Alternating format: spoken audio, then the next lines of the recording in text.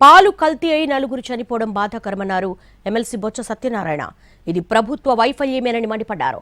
ప్రభుత్వంలో దిగువ స్థాయిలో అవినీతి వల్ల ఈ మరణాలు జరిగాయని ఆరోపించారు. కల్తీ పాలు తాగి చనిపోవడం ఎప్పుడైనా విన్నామా అని ప్రశ్నించారు. కల్తీ పాలు ఘటన కారణమైన వారితో పాటు బాధ్యులైన అధికారులపై చర్యలు తీసుకోవాలని ఆయన డిమాండ్ చేశారు.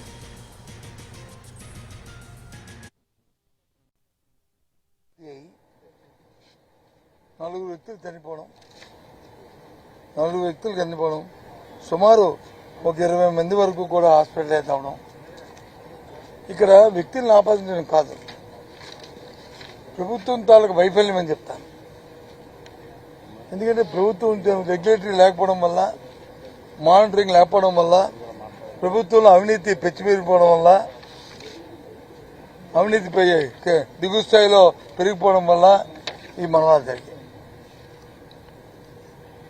ఇది వాస్తవం. వ్యవస్థ చీరోజు పట్టలేదు కదండి.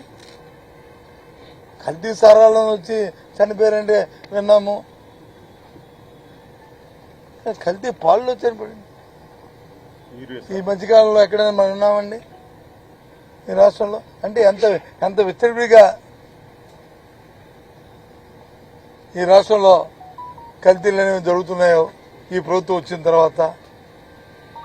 ఎందుకంటే ప్రభుత్వంలో పాలన గాలికి వదిలేశారు. తీవ్రంగా మార్చం తెలియజేస్తున్నాం. ప్రభుత్వ వైఫల్యాన్ని, ఇదంతా కూడా ప్రభుత్వ వైఫల్యం.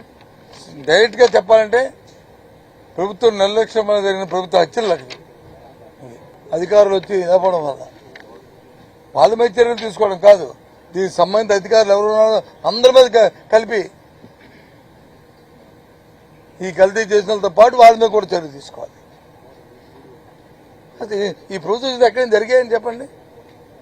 ఎంతసేపు ఎవరి మీద రాజకీయ పార్టీలు ఆలోచన చేస్తే ఎవరైతే ప్రతిపక్షం వాళ్ళని తీసుకొచ్చి పోలీస్ స్టేషన్లో పెట్టి వాళ్ళు హింసించి వాళ్ళు అవమానపరిచి వాళ్ళ మీద చూస్తున్నారు తప్ప